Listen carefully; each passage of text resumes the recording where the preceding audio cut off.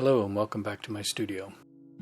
This is Jim, and for this drawing I wanted to go back to the FoxFire Museum and the old log buildings that were reconstructed by the high school children who created the FoxFire books.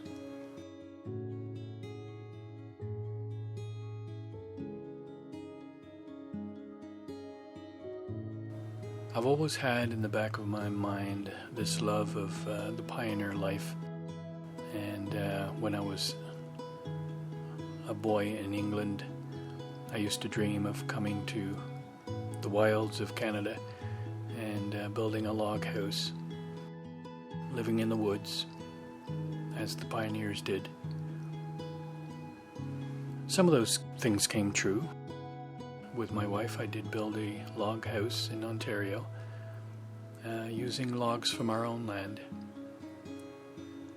And although we do have electricity and modern conveniences, still in the back of my mind is the idea of living simply.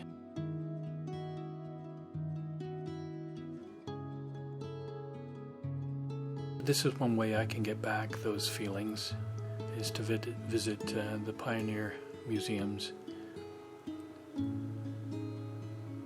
and to sketch.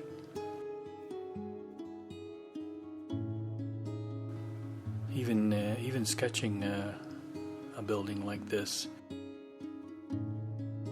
brings you back to that era, simpler time, when life was a little bit more cut and dried and not so complicated.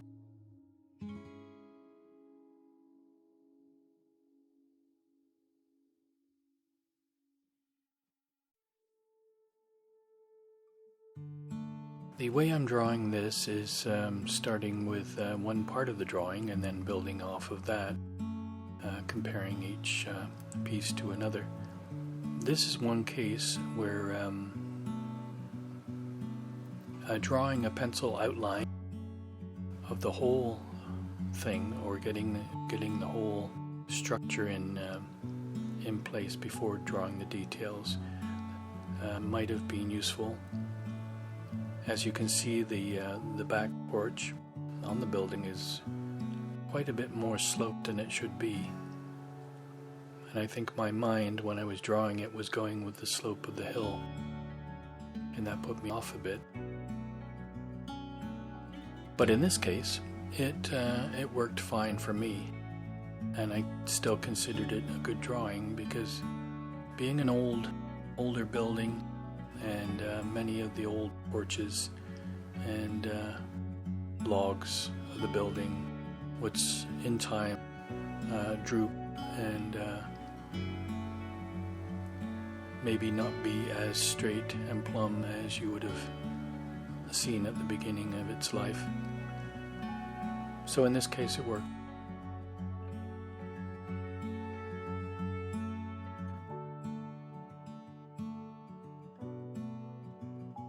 The top of this chimney was quite interesting. It was 4 stones, one for each corner, and a huge slab of rock on the top for a chimney cap.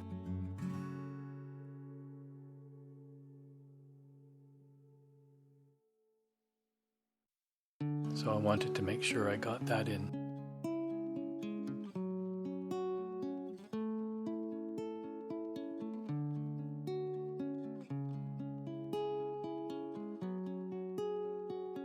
Another good reason for drawing things too is it helps you to remember a little clearer, or remember the details, something maybe you wouldn't remember it if you took a fast photograph and then just put that in an album. But if you take half an hour sketching the building, then that might stay in your mind a little bit more.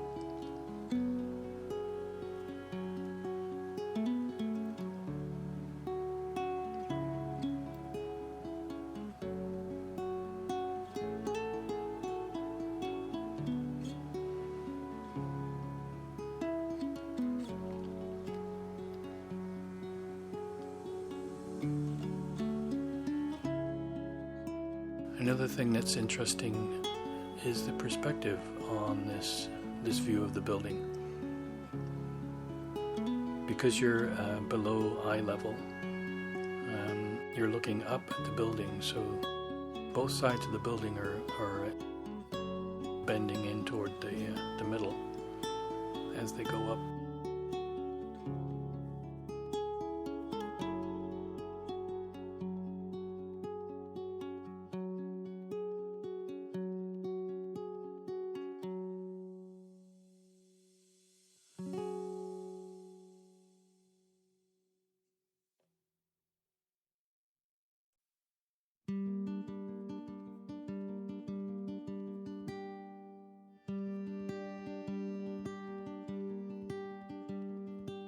If I do happen to go off a little bit and something doesn't quite seem right, I can adjust the pen line, or I can do another line upside it to correct the perspective, which I've done in other drawings. One good thing about doing a loose drawing like this is you can be a little looser with the lines and make double lines and squiggly lines, and rather than an error, it seems like a part of the style. So it is a little bit more forgiving than precise architectural drawing, say.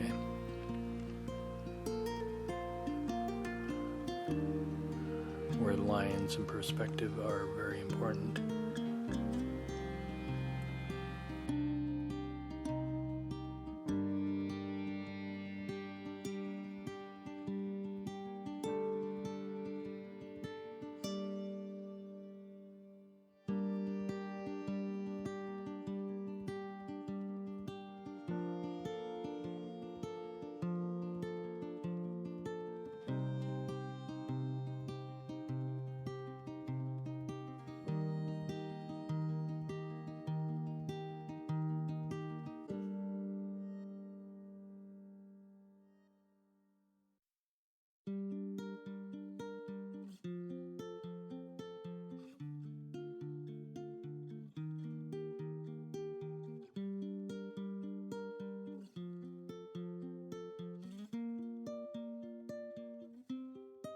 I've had quite a few comments saying how relaxing and inspiring the videos are that I do. And in my mind, and probably explains why my videos are like that, is that that's what I look for in a video when I search on YouTube or whatever. Unless it's a how-to video, and even then, a how-to video, there's different ways of presenting it. And so many YouTube videos, as in life, are hyped up and very, what's the word? made to look very exciting. So, and this is the type of, this is fine. This is the type of viewers they are attracting and want to attract.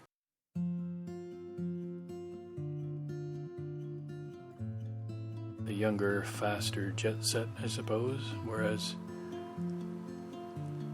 drawing is not just for old guys like me, but for anybody. And I believe a relaxed approach to it can attract anybody of any age, of any mindset.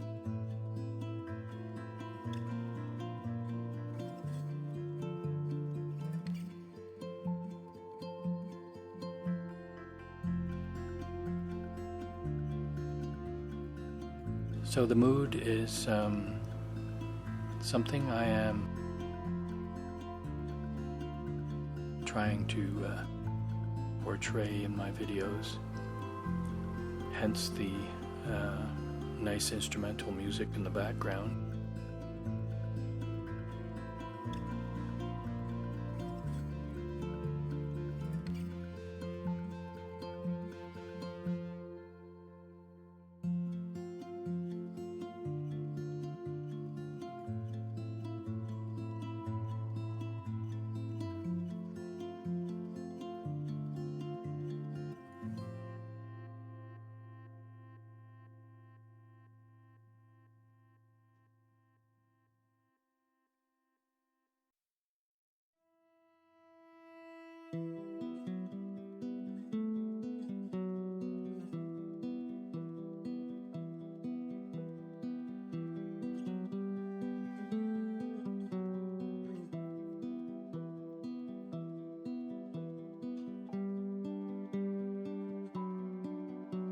This photograph was taken while we were visiting the museum in Georgia earlier this year.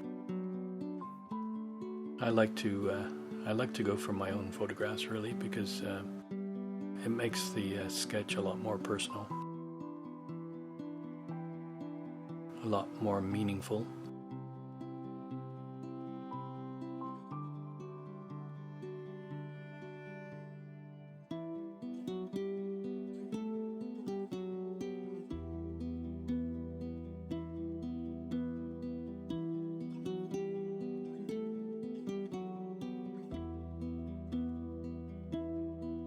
The ink wash I am doing now is using a water-soluble ink, whereas the ink in my fountain pen is waterproof ink.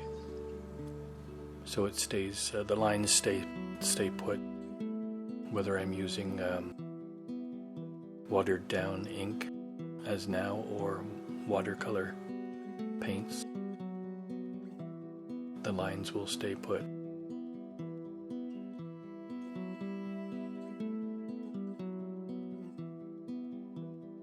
And I find the ink wash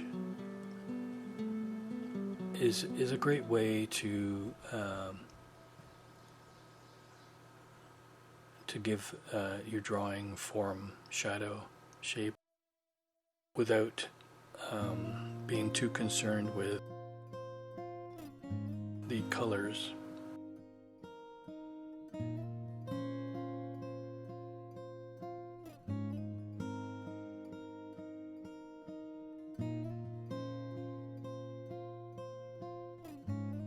And with a lighter shade of the ink,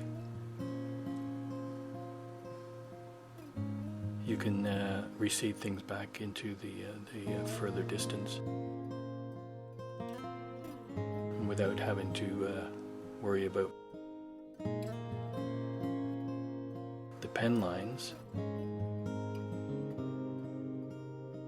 You can shade quite easily with just the water-soluble ink.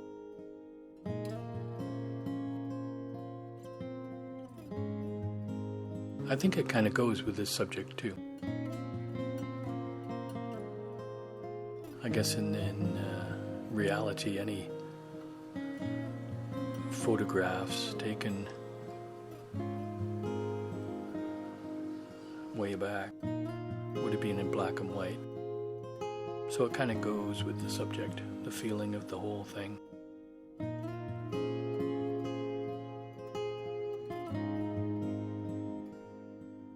The simpleness of the whole thing too.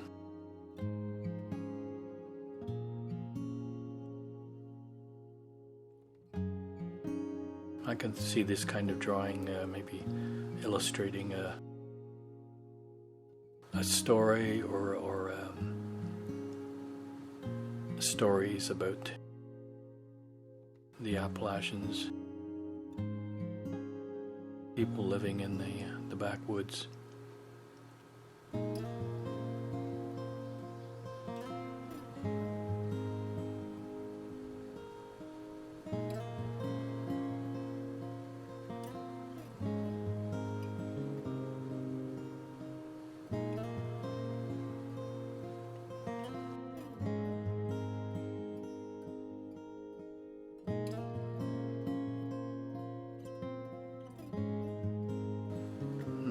bit of dry brush to portray the further trees.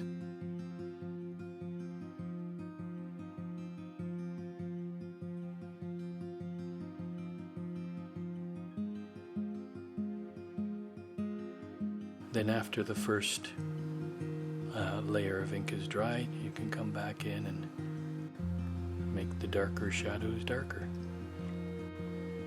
And this is just going by the photograph and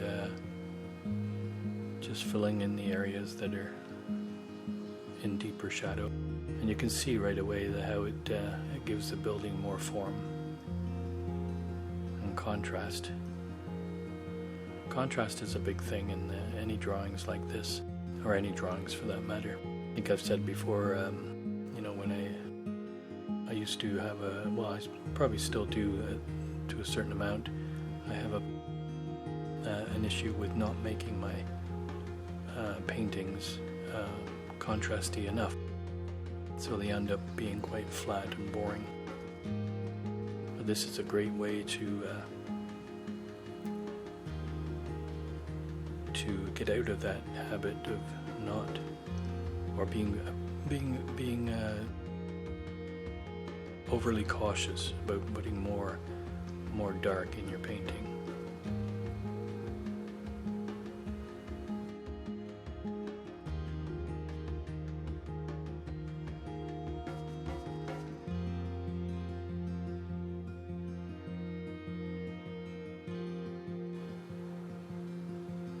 And in saying that, the light is just as important as the dark in a painting like this in a black and white, because they play off each other.